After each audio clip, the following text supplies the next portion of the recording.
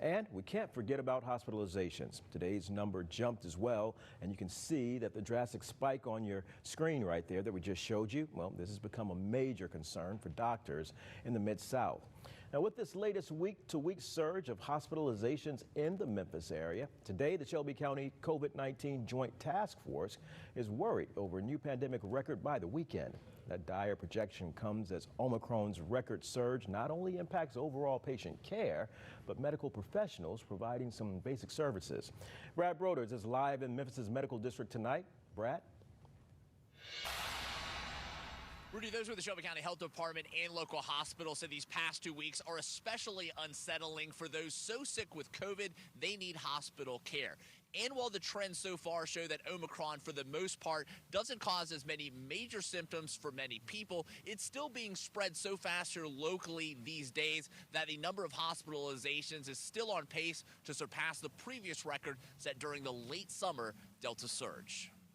Well, those are some sobering numbers. This is a challenge for everybody, and everybody needs to be a part of the solution. That's the worry laid out Thursday, as for the second straight week, the total of Memphis area COVID hospitalizations nearly doubled. The current 575 patients could soon surpass the September 1st record of 721 within a week. What that means is that we are going to have some very difficult days ahead here in Memphis and Shelby County. My concern remains high because of the impact of the recent holiday season. Methodist Dr. Amit Prasad said this latest surge of COVID patients is proof the highly contagious Omicron variant that's setting daily record highs of active cases in Shelby County is straining hospital systems further and further. That means overall care is also strained.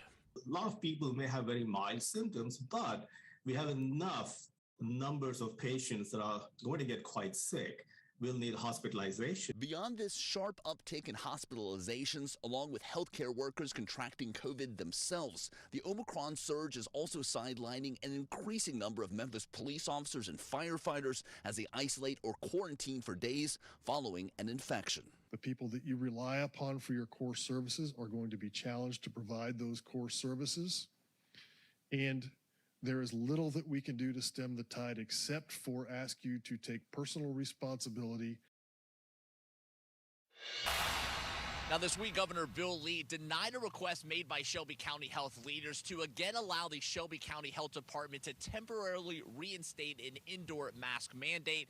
The recently passed state law in Tennessee denied the health department in Shelby County from doing just that, things like enacting indoor mask mandates.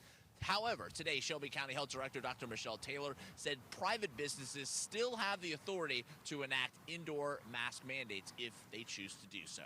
Live in Memphis' medical district, I'm Brad Broders reporting.